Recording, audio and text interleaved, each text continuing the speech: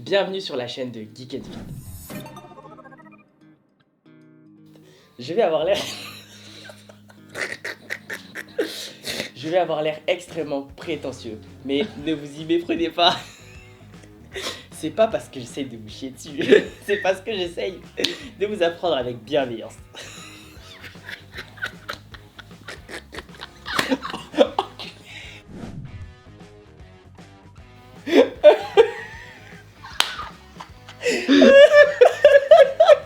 Party 1. Less aided set le terrain. En fait, la vidéo, c'est un mec qui m'a attaqué. D'accord. Ok. Enfin, il m'a attaqué, il m'a un peu clashé, il m'a un peu clashouillé. Première chose que je me suis dit, c'est je vais le défoncer. Genre vraiment, dans ma tête, je me suis dit, je vais le dérailler parce qu'il a dit de la merde et tout. Et en fait, après, je me suis dit, j'ai regardé sa vidéo, je me dis, ça a pas l'air d'être un mauvais gars, tu vois. Et en vrai, j'aimerais bien qu'on regarde la vidéo ensemble. Ok. Et tu vois, qu'on regarde un petit peu ce qu'il a dit. Et surtout, bah, que toi, tu prennes un peu son rôle, tu vois, pour que je puisse t'expliquer à toi les choses. Parce que toi, je t'aime bien. Tu vois, genre, voilà. Ouais, calmos, hein. Ok. J'aime personne. Mais toi, un petit peu plus que les autres, quoi. Je te déteste moins. C'est ce que je veux dire. Et donc, du coup, enfin, c'est pas de la prétention, en fait. Hein, tu Bon, sais. vas-y, c'est bon, on a vu dans l'introduction. Mais du coup, dans l'idée, c'est vraiment on regarde ce truc ensemble. On essaye de décortiquer ça ensemble et que j'essaye d'un peu de t'expliquer pourquoi est-ce que je pense qu'il se plante. Ok. Ok. Ok, allez, c'est parti. Allez, c'est parti. Alors le mec déjà, il s'appelle Pierre Le Sueur. Ce qui je trouve un bon nom. Tu vois, genre quand t'es coach sportif, ça s'appelait Sueur. Il y a un truc dedans que je trouve Ouais, pas en mal. mode... Ouais, ok. Mais c'est son vrai En nom. mode, de il va te famille. faire transpirer. Ah, c'est son vrai nom de famille? Mais oui, je trouve ça Ah ouf. ouais, le mec, il est né pour être coach. Mais oui. Ok. Bon, alors, du coup, c'est dans cette vidéo-là. Ça me fait un peu mal de la regarder, je t'avoue. C'est vrai? Ouais. Genre, j'aime pas quand les gens me chient dessus. Ouais, je comprends un petit peu. Arrêtez de faire des écartés à la poulie ou aux haltères en début de séance pec. En fait, il faut vraiment pas hésiter à descendre bas, quitte à prendre moins de poids. Parce que les gens qui vont à 90 degrés, c'est super, mais il y a tellement de sollicitations encore à faire au niveau des pecs, au niveau des triceps, etc. Clairement, non. Alors, au risque de paraître désagréable, ce genre de conseils, fuyez-les. Pourquoi je vous dis de les fuir? Tout simplement parce que personne dans la préparation physique peut affirmer qu'il y a une bonne ou une mauvaise méthode pour vous. Alors, tu vois là, il y a un truc il dit personne ne peut vous affirmer qu'il y a une bonne ou une mauvaise méthode pour vous dans la préparation physique. Et je pense que, bah, il a raison. Bah, tu vois, genre, est-ce que tu peux dire aux gens qu'il y a une bonne et une mauvaise méthode comme ça, juste en les voyant? Non. Ou même pas en les voyant. Et je pense que, bah, pour le coup, c'est pas une bêtise, tu vois, qu'il dit là. Et le problème, c'est ce qui va venir derrière. Des méthodes, il en existe énormément. Il y a, oui, certes, de grandes lignes, mais absolument personne ne peut prévoir ce qui va marcher sur vous ou non. Alors, juste, il y a un truc qui te dit absolument personne ne peut prévoir ce qui va marcher sur vous ou non. Je suis d'accord. Mais quand même, on a des méthodes, tu vois, genre pour tester les gens, bah, pour savoir peut-être ce qui leur manque un peu. Préparation physique, justement, dont il parle. T'as des trucs genre le profil force-vélocité. Et le profil force-vélocité, bah, si t'as un athlète qui est plus orienté vers la force ou plus orienté vers la vélocité, tu vas lui faire soit des trucs un peu plus en force, soit des trucs un peu plus qui vont générer de la vitesse pour qu'il soit capable en fait d'être le mieux possible ajusté au sport qu'il fait. Parce que tu peux le faire suivant les sports, etc., suivant les mouvements en fait. Donc du coup, bah, peut-être que tu peux pas savoir exactement ce qu'il faut faire, mais tu peux quand même savoir dans quelle direction aller. Sinon, le métier de préparateur physique, il n'existerait Ouais. pas. Enfin, Ok, voilà. Très facile à comprendre, nous sommes 8 milliards sur Terre, 8 milliards de codes génétiques, tous uniques. Dose. Ouais, dose. Je suis désolé. 8 milliards de codes génétiques. Je veux dire, on a quasiment tous Ouais. 2 bras, 2 jambes, tu vois ce que je veux dire. C'est facile de dire oui, il y a tellement de gens. Ah non, quand tu fais une étude scientifique, justement, tu prends la majorité de la population, en fait, et tu regardes ce qui marche pour la majorité, tu vois. Alors oui, certes, ok, ça va peut-être pas, mais quand même, quand même. Il faut arrêter au bout d'un moment. C'est quand tu vas faire du muscle, tu vas pas te dire, ah non, je vais aller courir un marathon, ça va me faire faire du muscle. En vrai, là, ça fait un peu... Enfin, après, je sais pas, hein, mais j'ai l'impression que ça fait un peu... Je vais essayer de faire du contenu sur un truc que t'as dit un peu à la Zub. Enfin, bref. On va voir la suite. Ne sois pas antipathique envers ce bonhomme, il a pas l'air si méchant que ça. Non, non, en vrai, tranquille. S'imaginer qu'un conseil va être valable pour absolument tout le monde, ce sont des conneries. Donc lorsque Bazinga vous dit de ne pas faire d'écarté avant votre coucher, par exemple, ce sont des bêtises. Personne ne peut prévoir si ça va mieux fonctionner ou non. Bah en fait si, pour le coup on peut prévoir si ça va mieux fonctionner ou non. Là j'ai pas vu la vidéo de Bazinga et je m'en fous un peu à vrai dire. Mais si jamais il disait que la pré-fatigue pour l'hypertrophie ça marchait pas, ce qui me semble être le propos de Bazinga, bah oui, on a moins de chances de penser que ça marche. Et donc, il donne pas un conseil à une personne en particulier, Bazinga. Il s'adresse à plein de monde. Comme moi, tu vois, genre, je m'adresse à plein de monde quand je donne des conseils. Donc tu tapes dans la moyenne. Tu peux pas dire, ouais non, ça marche mais pas. c'est ce que je disais, enfin là pour l'instant j'ai l'impression que c'est un peu... je vais prendre des propos un peu génériques Ouais. et je vais dire qu'en gros ça se dit pas de dire ça se dit pas de faire ça, etc. Enfin c'est l'impression que j'ai, tu vois. Ouais, mais toi, dans l'ensemble, du coup, quand tu vois une vidéo comme ça, tu te dis ça. Tu te dis, ouais, il a peut-être un petit peu... Non, parce que là je suis pas, enfin je sais pas que je suis pas objectif, mais parce que tu montes la vidéo, tu vois. Ouais. Donc, je suis en mode analyse. Ouais. Après si je voyais une vidéo comme ça dans mon feed, en fait le problème c'est que vu que t'es mon pote, je suis trop matrixé. Ouais, je pense C'est-à-dire que aussi. si je vois des vidéos et qu'il n'y a pas de source, il n'y a pas de truc ou quoi, je suis en mode. Tu vois je suis mauvais. Bah en vrai, c'est cher. Non, en vrai, c'est bien. Ouais, C'est en bien, vrai, c'est comme ça qu'on avance, tu vois. Je pense que c'est important effectivement d'avoir des sources. Et effectivement, il n'y en a pas trop là, mais bon, c'est encore un autre délire. Et c'est là un grand manque d'expérience dans la prépa physique. On nous répète en ce moment que les exercices d'activation n'existent pas. Eh bien, croyez-moi que si vous aviez poussé votre corps à l'extrême pour atteindre un très grand niveau, que ce soit nati ou pas nati, vous auriez vu que les études scientifiques c'est une chose, le terrain en est une autre. Ça te fait mal? Non, mais frère, en fait, c'est cher mauvais là parce que ça fait. Ça. Genre, il est coach. Ouais. Ça ressemble aux mecs qui disent ouais et tout. Tu sais, les mecs qui se sont jamais lancés sur la musculation et qui te disent ouais et tout, les trucs dans les livres c'est de la merde. Faut faire que les trucs du terrain et tout. J'ai fait des vidéos là-dessus sur Instagram sur un mec notamment qui confondait un peu ça. Mais là, ce que je trouve fou, c'est qu'en fait, il vient contredire son propre argument d'avant. Parce qu'il finalement, il te dit pas ouais, mais en fait, personne peut prévoir ce que tu vas faire. Finalement, ce qu'il te dit, c'est en fait, on peut prévoir, mais grâce à l'expérience de terrain, pas grâce aux expériences scientifiques. Tu vois le délire un peu? Ouais. C'est ça que je trouve fou, c'est qu'en fait il se contredit à l'intérieur. Là, tu vois, il te dit ouais, c'est l'expérience de terrain. C'est ça qui prévaut en fait d'une certaine façon. Mais sauf que, est-ce que tu sais un peu comment c'est fait toi une étude scientifique? Genre comment est-ce que tu fais pour ressortir des... On veut tester quelque chose, on va prendre un groupe de personnes. Ouais. Et c'est ça. ensuite, on va voir comment réagit par exemple le groupe A, le groupe B, etc. dans Ouais. certaines situations et tout. Ouais, c'est à peu près ça. En fait, mais dans l'idée, surtout, ce qu'il faut se dire, c'est que du coup, une étude scientifique, bah, pourquoi ce serait pas du terrain? Ouais, c'est du terrain en fait. C'est du terrain. C'est du terrain. Tu prends juste, en fait, t'essayes juste d'éliminer tous les biais possibles qui peuvent être dus à plein de facteurs, tu vois. Genre par exemple, au lieu de prendre une seule personne, t'en prends 15, parce que comme ça au moins, la variation entre les individus, elle va être un peu lissée, tu Ouais. vois. Tu vas pouvoir trouver les trucs qui vont dans le meilleur sens. Et donc là, c'est de dire, bah non en fait, on s'en fout d'avoir un truc lissé, tu vois, qui puisse donner un indicateur, te dire, on préfère regarder chaque individu. Mais sauf que, qui me dit que lui, quand il analyse chaque individu de façon globale, il analyse mieux, parce qu'il te dit que c'est l'expérience accumulée, finalement, qui va lui permettre de savoir ce qui va fonctionner pour chaque individu. Qui me dit qu'il analyse mieux lui, qu'il n'a pas de biais Ouais, de ouf. par rapport à une étude scientifique. Alors qu'un truc qui a été mis en place par des gens qui sont bac plus 9 et qui passent leur vie à faire ça. Et c'est la même chose pour Geek and Fit qui vous dit de descendre à fond sur vos dips. On a tous une anatomie différente, on a tous des conflits anatomiques, on a tous nos contraintes, nos douleurs, notre souplesse. Croyez-moi que si vous descendiez tous de cette façon, vous allez pour la plupart vous flinguer. Ouais, alors que... Non, moi je trouve la formulation de phrase est extraordinaire. C'est-à-dire, vous descendez tous de cette façon-là, vous allez pour la plupart vous flinguer, mais on peut pas déterminer. Ouais, grave. Tu vois, Juste avant, il dit on peut pas savoir et tout. on peut pas savoir. Ce que ça va faire. Et là, frère, cher bizarre. On peut pas savoir, mais quand même, moi je sais que ça va faire des trucs. En fait, quand je dis de descendre bas, je dis pas descends bas avec ton poids du corps. Je dis descends bas et quitte à ce que, en fait, tu sois soulagé de ton poids du corps. Et je connais personne, mais vraiment personne, qui puisse pas aller au minimum là sans poids. Tu vois ce que je veux Ouais. dire? Donc, en fait, moi ce que je dis aux gens c'est, et puis même, je dis même pas d'ailleurs d'aller aussi bas. Tu vois ce que je veux dire? Je dis va le plus bas possible.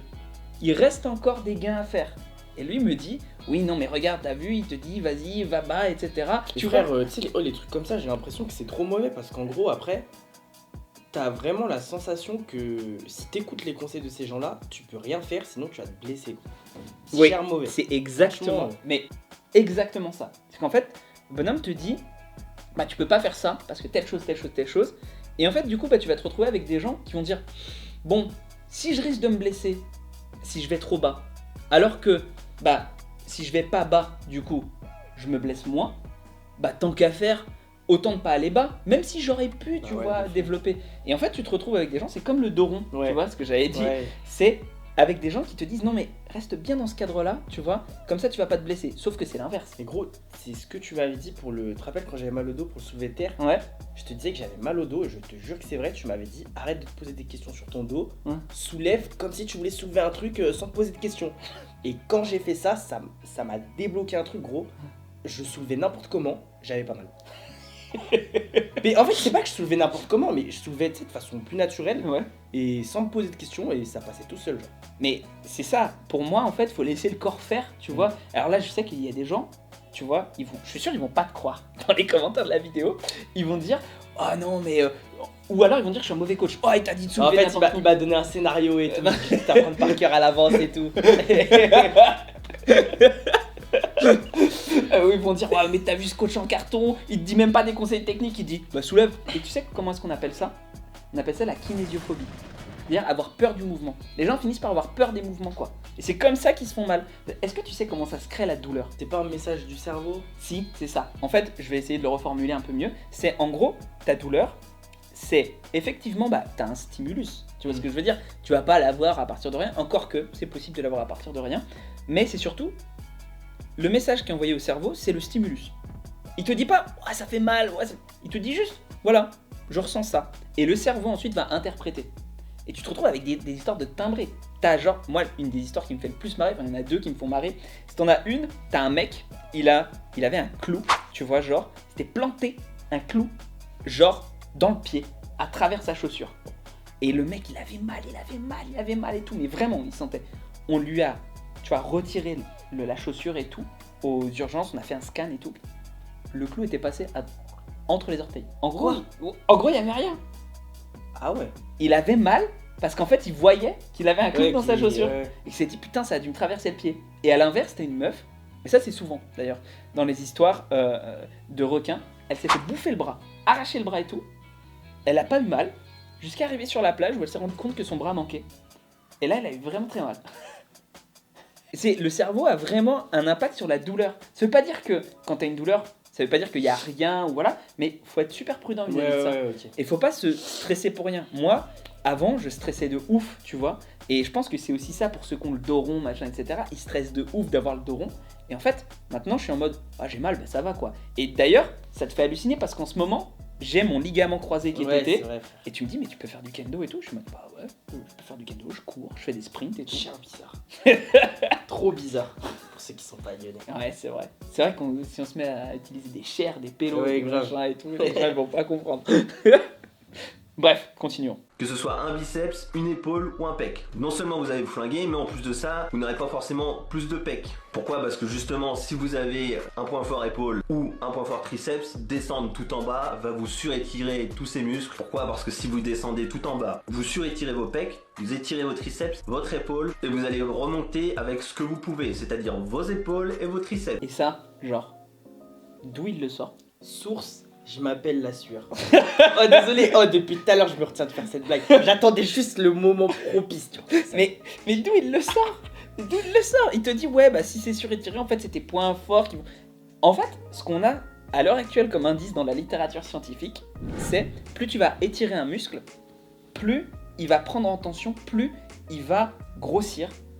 Et ça, c'est prioritaire sur le fait d'avoir des plus grosses charges. C'est-à-dire que si tu étires un muscle, avec de la charge évidemment, hein, mais que tu l'étires suffisamment pendant ton mouvement, qui passe par des grandes longueurs musculaires, c'est plus important qu'avoir des grosses charges. Et c'est pour ça en fait que je recommande d'aller le plus bas possible. Et je vois pas pourquoi il va dire que on prend plus des épaules alors que les pecs sont surétirés. Tu vois, je comprends ce qu'il veut dire si jamais il dit oui, on a un point fort, il va prendre le relais. C'est vrai que tu vas avoir tendance mécaniquement à faire le mouvement de cette façon-là. Mais si tu te concentres un peu sur ta technique, si tu te concentres un minimum sur tes pectoraux, etc., tes pecs, ils vont pas rien prendre. C'est pas possible qu'ils ne prennent rien, tu vois. Sachant que la plupart des pratiquants ont peur de surétirer leurs pecs, en vrai, sur un dips, on est quand même sur quelque chose où, bah, tu surétires et tu sens que c'est un petit peu trop, t'as juste à te lâcher. tu descends, Ouais, tu vois c'est ce que vrai. je veux dire. Là où sur un développé couché, tu lâches, Ouais. C'est pas c'est pareil. plus compliqué, tu vois. Et donc du coup, bah, c'est pour ça que je trouve les dips intéressants pour faire ça. Tu vois comment c'est fait un dips? Oui, bien sûr. Et ben, en fait, quand tu fais des dips, t'es pile dans le bon alignement, c'est un peu comme un développé couché, mais décliné. Ok. Donc t'es pile dans le bon alignement pour forcer sur le maximum de tes fibres de tes pecs. C'est beaucoup moins le cas sur un développé couché, ou sur un développé couché, bah, tu vas te retrouver beaucoup plus à pouvoir forcer avec l'avant de tes épaules. Donc, ouais, j'avoue que je capte pas quoi. Et ça, y a pas besoin d'études pour le trouver, c'est juste de l'expérience.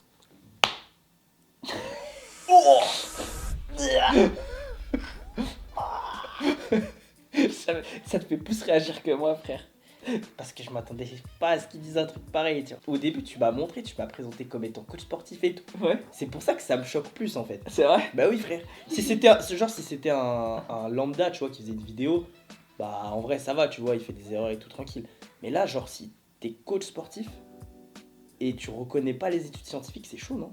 Ouais, je suis un peu d'accord avec toi. Je peux pas te dire ça autrement. C'est vrai que moi, en fait, ce que je comprends pas, c'est comment est-ce que. Mais après, on va analyser un peu son profil et tu vas voir comment est-ce qu'on peut se revendiquer de faire ce qu'il fait sans dire que bah, les études scientifiques ont de la valeur. Ouais. Tu vois. Ouais, de fou. Genre, Genre, autant, tu vois, ça m'aurait moins choqué que il admette qu'il regarde pas trop les études scientifiques, Ouais. mais qu'il les décrédibilise pas, tu vois. ouais. Mais là, c'est. Enfin, pour Mais- moi, je trouve ça chelou, perso. Et tu vois, c'est ça en fait, pour moi, le problème de l'industrie, c'est ce côté un peu vouloir se taper dessus. Alors qu'en vrai, tu vois, quand tu as une pratique EBP, on s'appelle Evidence-Based Practice, donc moi c'est plutôt Evidence-Based, je sais pas trop quoi, mais en tout cas Evidence-Based, coaching peut-être, tu vois, dans l'idée, quand tu fais ça, en fait, tu reconnais l'expérience de terrain. Parce qu'en fait, bah, des études, t'en as genre pour des sujets limités, parce que c'est tellement plus difficile de faire une étude que d'aller s'entraîner à la salle, Ouais. que forcément tu dois avoir des trucs d'expérience de terrain. Et c'est vrai que c'est comme ça qu'on reconnaît un bon coach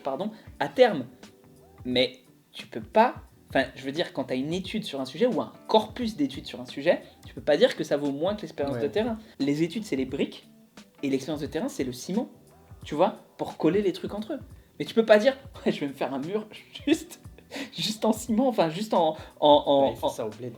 Ouais c'est vrai. Ouais. Mais c'est- Je sais c'est- pas si tu vas laisser la blague derrière. si, si. Et du coup, les maisons sont moins solides au bled. Ouais, c'est vrai. Comme quoi, Comme quoi. ouais, l'analogie est Ouais, bonne. ça hein. marche bien, frère. Ouais. T'es déjà allé au bled? Bah oui, frère. Et toi? Je suis un faux rab. Moi, une fois. Ouais, quand même. Pas trop, je sais pas trop. T'es un vrai noir. Comment on dit? Un vrai Un vinaigre. un vinaigre. Voilà, donc quand vous regardez une vidéo d'entraînement, inspirez-vous toujours. Ne copiez pas bêtement à 100%, ça ne sert à rien. Et tu vois, ça je suis d'accord. C'est ça qui est ouf. Il arrive sur une conclusion où je trouve que bah il est peut-être bien intentionné, tu vois. J'ai pas compris sa conclusion. Sa conclusion c'est de dire inspirez-vous des vidéos d'entraînement, mais recopiez pas à 100% ce que vous voyez. Ah, ok. Il a pas tort. Mais après, il faut savoir discriminer ce que tu vois. Ok. Il faut savoir décider ce qui est bon et ce qui est pas bon. Je vous le répète encore une fois, vous avez tous une anatomie différente. Vous avez tous des conflits. Moi, c'est le conflit, par exemple, israélo-palestinien. Je sais pas si tu connais. C'est. Non. Allez, donne ton avis. Non. Mettez-vous dans la tête que la plupart de vos points faibles sont structurels avant tout. Donc vous avez pas forcément de points faibles, mais vous avez surtout des points forts. Ça, je suis désolé. Je voulais pas me moquer, mais quand même, vous avez pas de points faibles, vous avez surtout des points forts. C'est une phrase de coach en développement personnel. C'est pas un truc de coach sportif. Vous avez pas de points faibles, c'est surtout des points forts. Juste un homme avec des fêlures. T'as pas vu, bref, toi? Je faisais genre que j'avais la ref. Ouais, Pour pas trop de gêne. ouais, c'est vrai, merci, c'est gentil. Party 2, Labiome Kanake et La Morpha Anatomy. Bref, on va aller un peu analyser son profil Insta. Pour que tu vois un peu pourquoi est-ce que j'ai été un peu gêné. Ah ouais. Oui. Putain, il a un sale physique. Hein. Ah ouais, il est super stock, etc. Mais frère, en fait, le souci aussi, c'est que si lui, il dit ouais et tout, il n'y a pas besoin de source, les études scientifiques, c'est du bullshit et tout, je suis sûr que vu qu'il est grave stock, il y a plus de gens qui vont écouter ce qu'il dit. Ouais, je suis assez Alors d'accord. que ça n'a rien à voir, cher mauvais. Ben ouais, Le problème, c'est qu'en fait, les arguments devraient prévaloir sur le physique. Mais on est dans un monde au niveau du coaching où c'est pas trop le cas. Mais ceci étant dit, moi je respecte, hein, tu vois, genre je suis pas en train de dire oh là là, je dénigre parce qu'il est Ah ouais, dopé, mais non, machin mais et de tout. ouf. Moi je Un trouve- mec super stock pourrait très bien Hein se renseigner sur les études scientifiques et genre dire des trucs. Ah bah tiens, regarde, ça c'était avant qu'il soit dopé à Skip, enfin en tout cas de ce qu'il dit, et ça m'a l'air crédible. Et ça c'est quand il a été Ah. dopé. De bio à OGM, il a marqué. Quand Du coup, il était pas dopé, il était stock de fou. mais il hein. était super stock, hein. Grave. Mais moi je trouve ça génial. Le truc c'est que même si t'es pas dopé, tu vois ce que je veux dire, ça veut pas dire pour autant, même si t'as un super physique, que tu vas donner des bons conseils. Ouais.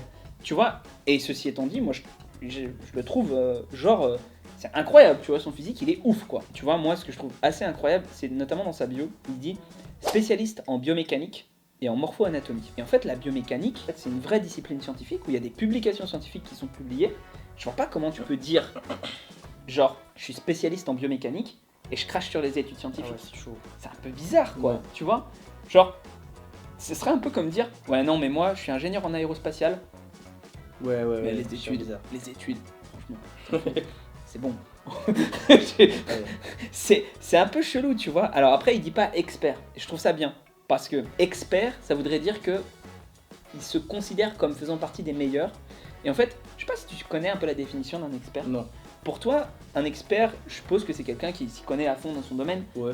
En fait, c'est plus compliqué que ça. Un expert, en tout cas d'un point de vue, on va dire, d'une discipline scientifique comme ça, c'est quelqu'un dont la valeur est reconnue par ses pairs. En fait, c'est des gens qui sont reconnus eux-mêmes comme étant experts en biomécanique. D'accord. S'ils se disaient je suis expert en biomécanique, ça voudrait dire qu'il faut qu'il y ait d'autres mecs qui sont considérés experts en biomécanique. Tu reconnais ce. Ils disent son que lui, travail, c'est voilà, travail. lui, il est expert en biomécanique. Donc le fait qu'il se dise spécialiste, au moins ça c'est cool, tu vois.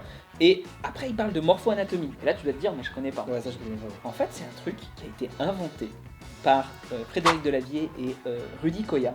En gros, c'est une façon de penser, je sais pas par qui exactement, mais les deux utilisent très souvent ces termes-là. Et ils te disent, la morphologie, je sais pas si tu vois ce que c'est la morphologie, c'est un peu l'étude des formes du corps extérieur, et l'anatomie, c'est un peu l'étude du corps à l'intérieur. Souvent, c'est la longueur de tes segments. Par exemple, vas-y, fais tes biceps. Toi, tu vois, t'as un biceps court, d'accord? Oh, il est court mon biceps. Bah, attends, quoique, non, en fait. Je dis une connerie, tu vois. En fait, je m'en fous. Hein. Pour moi, ça n'a aucun impact, aucune importance. T'as un Vas-y, biceps continue, il court. me reste plus beaucoup de jus. Vas-y. Fais. Peut-être que t'as un biceps, genre, moyen. Tu vois ce que je veux dire? Dites-nous dans les commentaires. Avec beaucoup trop à l'aise. Ouais, c'est ça. Et donc, du coup, en fait, ton biceps, eh ben, ils vont te dire, ouais, alors tu vois, en ayant ce biceps moyen et tout, peut-être tu dois pas faire des curls un petit peu trop inclinés parce que ça peut te faire des arrachements de biceps, des trucs comme ça. Ils vont te dire des trucs comme ça, tu vois. Ou alors, ouais, là, tu vas devoir utiliser un squat un peu particulier parce que tes segments osseux sont comme ça. Et c'est ça, en fait, tout le truc de la morpho-anatomie. Sauf que c'est pas une discipline scientifique reconnue, d'une part, et qu'on a un autre terme pour ça, qui s'appelle... T'es pas obligé de laisser ta petite manche là, comme ça. Non, mais c'était pour me la racler. Ah ouais, d'accord, ok. Qui s'appelle l'anthropométrie.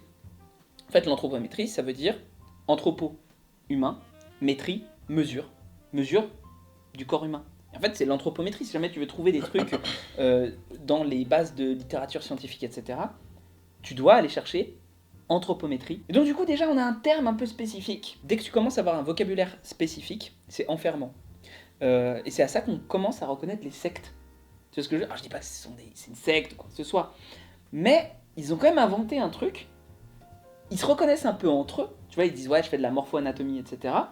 Alors que finalement, c'est quelque chose qui existe déjà. Mais en gros, c'est le terme Ouais. qui n'est pas reconnu. Enfin, qui est reconnu que par eux. en Voilà, fait. exactement. Ok. Et tu sais directement, quand t'as quelqu'un qui te parle de morpho-anatomie, tu sais directement à quelle, personne, type de personne, tu vas parler. Tu vas avoir souvent des gens qui seront contre les études scientifiques, qui vont être à fond sur le travail de Frédéric Delavier, à fond sur le travail de Rudy Koya, et qui vont te faire cette espèce de pensée kinésiophobe. Tu vois, genre ce côté un Ah peu... ouais, vous blessez pas. vous avez- faites voilà. attention. Machin, et tout. exactement. Tu sais Voilà. que gros, ça je trouve ça trop bizarre parce qu'en fait, Mhm.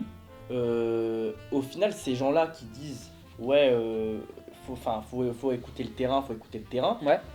ils parlent généralement dans le cadre de la pratique sportive, de la musculation en gros. Ouais, Sauf que le vrai terrain, genre en tant que sportif, ouais. enfin nous si on écoutait tous ces conseils, mais gros, on ferait rien en fait. Genre, t'as vu les stages de kendo ultra hardcore? Ouais. Quand t'es en stage jeune, tu te lèves à 5h du mat pour aller courir, faire des pompes, des trucs, tu retournes ton corps à l'envers et tout. Si on faisait ça, mais gros, on se blesserait. Enfin, si on écoutait leurs conseils, Ouais. d'après eux, on serait déjà blessé là 50 fois, frère. Mais oui, c'est ça. Je trouve ça fou. Et d'ailleurs, ce sont des mecs qui vont cracher sur le crossfit, par exemple. Alors que les mecs qui font du crossfit, tu vois, ils font des millions de trucs et tout. Ils vont dire, non, mais ça te provoque des blessures, machin, etc. Sauf qu'en fait, ce qu'on remarque dans la littérature scientifique, c'est que les mecs qui font du crossfit, ils se blessent pas plus que les autres athlètes, tu vois. C'est juste qu'ils se blessent un peu plus que les mecs qui font de la muscu. Bah, ok. Mais tu sais pourquoi? Pas parce que les mecs qui font de la muscu font hyper gaffe à...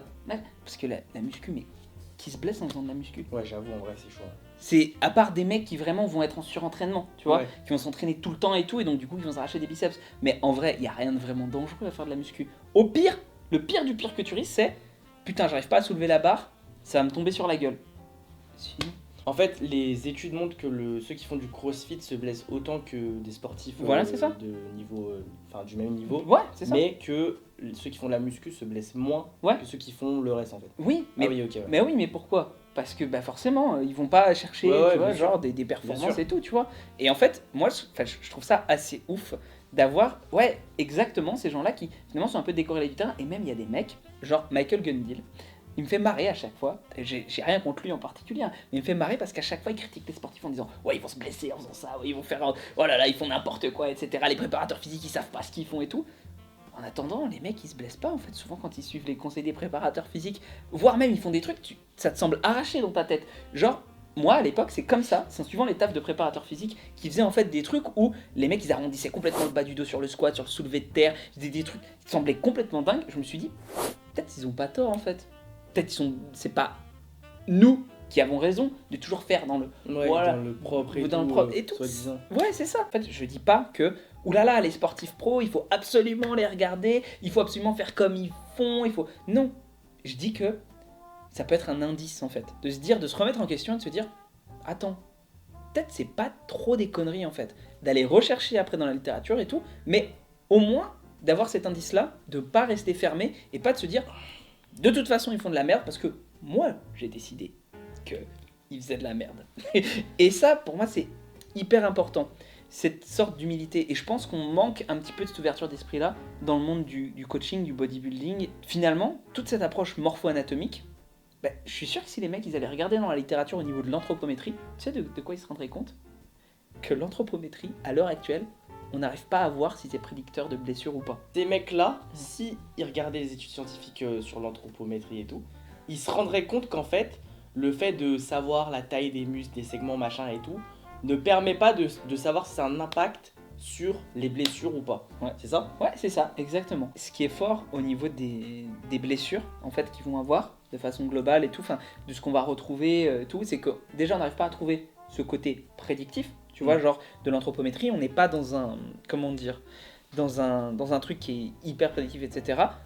Mais même au niveau de ce qui est dit habituellement, par exemple, on va dire, tu sais, le truc des biceps là, c'est un truc vraiment où on va dire, non, n'étends pas trop ton biceps, c'est un biceps court, donc c'est-à-dire si tu as moins de masse musculaire et plus de tendons, tu vois, on va te dire, n'étends pas trop ton biceps. En fait, ce qu'on remarque, c'est que ça aurait plutôt tendance à être l'inverse. C'est-à-dire que les gens qui sont peut-être mieux protégés contre les blessures sont ceux qui ont des biceps courts. Et ça semble logique quand on y repense, parce qu'on se dit, en fait, les mecs qui ont plus de masse musculaire, ils ont plus de force. S'ils ont plus de force, ils ont peut-être plus moyen d'aller à un certain degré de sollicitation qui va amener leur tissu à la rupture. Et quand j'ai vu ça, j'ai lu des études là-dessus, je les mettrai, hein, ça y a pas de souci. Je me suis dit, mais sur quoi ils se basent les gars pour dire ça? Et on va aller plus loin.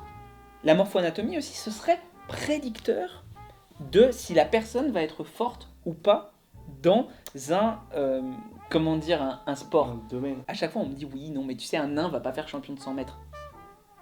Sans déconner. Bah pourquoi pas? Non, mais, sans déconner, genre ouais, oh là là, Usain Bolt, c'était pas un nain. Là, Wow. ça c'est n'importe quoi. Il y a forcément des extrêmes dans lesquels, bah oui, ça sera beaucoup plus difficile de performer. Mais sous-entendre qu'une seule anatomie serait plus avantagée pour une seule discipline, ça voudrait dire que on est capable d'aller chercher des athlètes, genre uniquement parmi un type de population. Mais quand on dit par exemple, ouais, t'as les segments des jambes qui sont longs, je sais pas quoi, donc tu serais plus fort pour soulever de terre et tout. Ça c'est de l'anthropométrie. L'anthropométrie. Ouais, ok. Et ça, en vrai, tu vois, genre pour certains mouvements, on peut essayer de deviner certaines choses. Avec le levier. Voilà, tout comme on ça. peut essayer de deviner avec les leviers. Mais il faut faire très gaffe, parce qu'en fait, La plupart du temps, on se concentre sur la taille des segments, les choses comme ça. Alors par exemple, on a des études qui nous ont montré que finalement, c'était un facteur bien moins important que la souplesse de tes chevilles. Ah ouais. Genre, si tu as une bonne souplesse de tes chevilles, en fait, tu vas te retrouver avec un avantage pour le squat bien plus important que si tu avais les rapports de segments, etc. Et bien sûr, les gens ils vont dire oui, mais si tu as les bons segments et que tu as la bonne souplesse, bah c'est bien. Je dis pas l'inverse. Mais je dis juste qu'il ne faut pas donner trop d'importance à l'anthropométrie. Il faut se concentrer peut-être sur les choses les plus importantes. Et il y a des études là-dessus. Il y a des études pour essayer de voir qui va être un bon sportif. Les déterminants de comment est-ce qu'on arrive à sélectionner les bons sportifs. Et l'anthropométrie en fait partie, mais c'est clairement pas le facteur déterminant. T'as plein d'autres choses. T'as la psychologie. Bah oui, forcément, si t'as un mec qui veut s'entraîner plus que les autres, bah il va réussir. Même ne serait-ce que le système nerveux. T'as des mecs qui vont avoir les super meilleurs segments que tu veux, mais en fait, bah s'ils ont un système nerveux qui est moins performant que quelqu'un qui va être capable d'envoyer du jus, et puis même pas forcément d'envoyer du jus, mais d'apprendre des choses mieux, tu vois. Et c'est pour ça qu'en fait, très généralement, c'est impossible, mais vraiment impossible, de savoir si quelqu'un va être bon ou pas quand il commence un sport. Frère, je trouve ça fou que, en gros, les mecs qui se basent pas sur les études scientifiques soient en mode faites pas ça, faites pas ci, vous allez vous blesser et tout. Et ceux qui regardent les études scientifiques, le soi-disant pas terrain, Ouais. ils sont plutôt en mode bah non, en gros, allez-y, et comme ça vous vous blesserez pas, genre. Tu veux dire qu'on y va beaucoup plus à la ZUP, genre. Ouais, voilà. C'est vrai. Donc c'est qu'au bout d'un moment, enfin, ceux qui disent ouais, les études c'est pas le terrain, c'est un peu de la merde. Parce qu'au final, enfin, si c'était pas le terrain, enfin, on se blesserait tous tout le temps sur le terrain. Ouais. C'est-à-dire qu'ils arrivent même pas, en fait, à s'extraire de leur propre biais, quoi. Ouais. C'est ouf. En vrai, j'ai dit ouais parce que je savais que ta conclusion serait pertinente. J'ai pas trop saisi le truc. Si je devais faire un résumé de toute cette affaire, ce serait que dans un premier temps, Ah putain, il fait son commercial. dans un premier temps, les études scientifiques, c'est pas mal. C'est pas mal parce qu'en gros, ça vous dit faites des trucs et plus vous ferez des trucs, moins vous vous blesserez. Bon, en gros, je veux pas faire une généralité, hein, mais si on prend le truc comme ça, c'est à peu près ça. Alors que si vous suivez ceux qui créent des mots là, ceux qui inventent des mots là, morpho, je sais pas quoi là, mon zub, vous allez rien faire, vous allez pas sortir de chez vous et vous allez quand même vous blesser. Voilà. C'est ça ma conclusion. Et en vrai, c'est plutôt un bon résumé.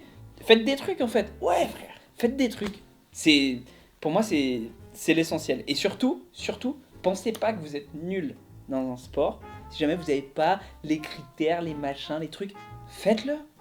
Essayez. Il y a des gens qui ont inventé des techniques qui n'existaient même pas dans leur sport au départ. Je pense à Fosbury par exemple, etc. Qui ont révolutionné leur sport alors qu'ils n'étaient pas du tout censés être meilleurs que les autres parce qu'ils n'avaient pas la bonne détente verticale, etc. Mais juste en créant cette nouvelle technique-là, bah, ils en ont battu d'autres. Et je trouve ça, en fait, fou et un peu horrible d'être toujours enfermé dans quelque chose. Et moi, ce que je trouve génial, à chaque fois je prends l'exemple, c'est le 100 mètres. Avant que Usain Bolt se mette à tout gagner au 100 mètres, les gens disaient non mais c'est pas possible, pour être un bon sprinter, il faut être plus petit, etc. Il faut être trapu, faut pas mesurer plus d'1m90 ou quoi. Le mec fait 1m93 ou 94, il a tout explosé. Et après tout le monde a fait non mais en fait c'est logique. En fait il fallait être grand, ça ne pouvait rien empêcher et tout. Battez vos records, après laissez les gens analyser en disant mais ça aurait dû être comme ça depuis le début. Mais battez vos records d'abord. Bon, merci les gars d'avoir regardé cette vidéo et surtout n'oubliez pas, prenez soin de vous. À la prochaine. Et allez tous vous faire foutre ces camps.